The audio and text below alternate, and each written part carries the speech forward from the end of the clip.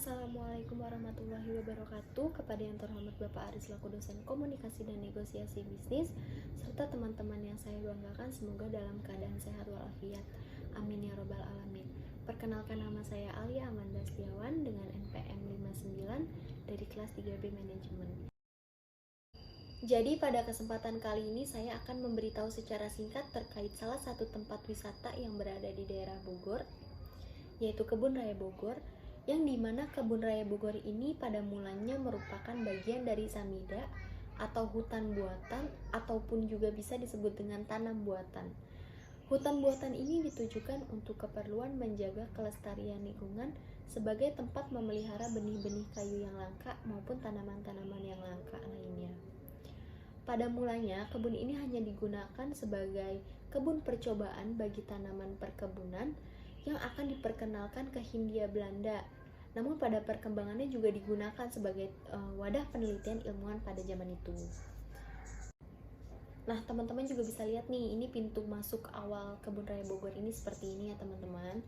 Jadi dapat disimpulkan bahwa Kebun Raya Bogor adalah suatu lahan yang ditanami berbagai jenis tumbuhan yang ditujukan untuk keperluan koleksi, penelitian, dan serta konservasi ex situ atau di luar habitat. Selain untuk penelitian, Kebun Raya Bogor juga dapat berfungsi sebagai sarana wisata dan pendidikan bagi pengunjungnya tersebut. Nah, berikut ada beberapa contoh koleksi tanaman tumbuhan yang ada di Kebun Raya Bogor, yaitu ada bunga bangkai dan pohon kelapa sawit. Yang pertama ada bunga bangkai, di mana yang merupakan tumbuhan dari suku talas-talasan endemik dari Sumatera, Indonesia, yang dikenal sebagai tumbuhan dengan bunga terbesar di dunia. Kenapa bisa disebut dengan bunga bangkai? Karena bunganya yang mengeluarkan bau seperti bangkai yang membusuk, yang dimaksudkan sebenarnya untuk mengundang kumbang atau lalat untuk menyerbuki bunganya. Nah, ciri-ciri bunga bangkai ini memiliki kelopak yang berwarna merah hati, jingga, dan kehijauan. Terus memiliki warna tongkol, keunguan, serta kekuningan. Terus mengeluarkan bau busuk atau bau tidak sedap. Tingginya itu bisa mencapai 5 meter dan berdiameter 1,5 meter.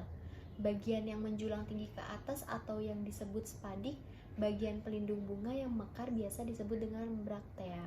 Bijinya berwarna merah dan masa mekarnya itu adalah 7 hari. Nah, populasi bunga bangkai juga sudah semakin berkurang karena habitat alamnya juga banyak mengalami alih fungsi, antara lain menjadi lahan pertanian, perkebunan, serta pemukiman. Penyebab lainnya adalah masyarakat juga merasa terancam atau terganggu dengan bau busuk bunganya, lalu memotong bunga dan daunnya. Nah, selanjutnya ada pohon kelapa sawit, di mana kelapa sawit ini merupakan tumbuhan industri sebagai bahan baku, penghasil minyak masak, minyak industri, maupun bahan bakar. Kelapa sawit ini juga memiliki peran yang penting dalam industri minyak, yaitu dapat menggantikan kelapa sebagai sumber bahan bakunya. Perkebunannya juga menghasilkan keuntungan besar sehingga banyak hutan dan perkebunan lama dikonversi menjadi perkebunan kelapa sawit. Dan di Indonesia adalah penghasil minyak kelapa sawit terbesar di dunia. Dan di Indonesia juga penyebarannya ada di daerah Aceh, pantai timur Sumatera, Jawa, Kalimantan, dan Sulawesi. Nah, ciri-ciri dari pohon kelapa sawit ini adalah bertangkai tunggal, dapat tumbuh dengan ketinggian lebih dari 20 meter, daunnya menyirip dan panjangnya itu bisa mencapai 3-5 meter. Bunganya diproduksi dalam bentuk padat yang masing-masing bunganya itu kecil dengan memiliki 3 kelopak. Buahnya berwarna kemerahan seukuran buah plum besar. Terus juga di daunnya ini menyirip, mirip dengan pohon salak, tapi durinya itu tidak setajam dan setebal pohon salak.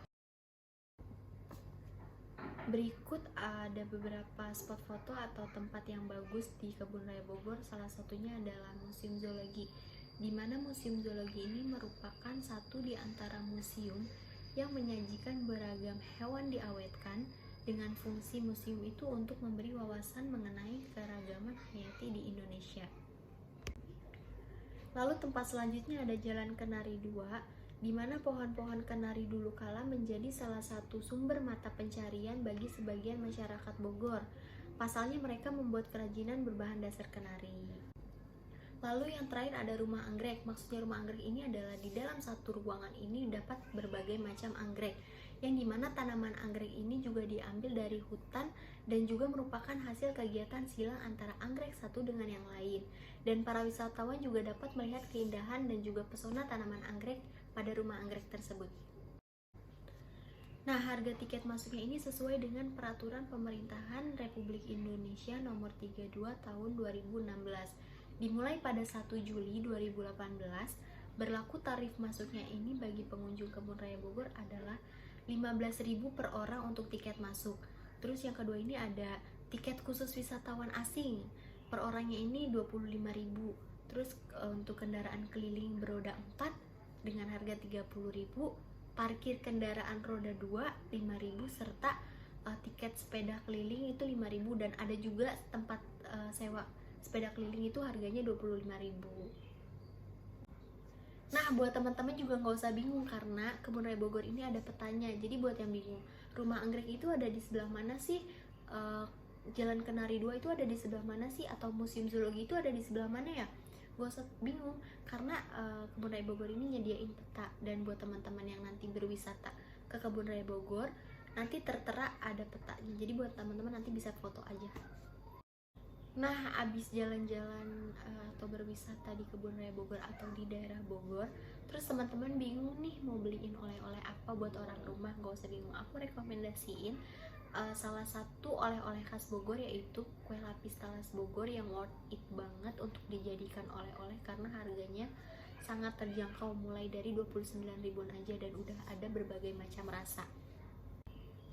Nah, rasa-rasanya itu ada banyak, ada original keju, ada koko pandan keju, ada pisang coklat, ada brownies keju, ada full talas keju, ada coklat keju, terus ada teh hijau keju, serta yang terakhir ada strawberry keju.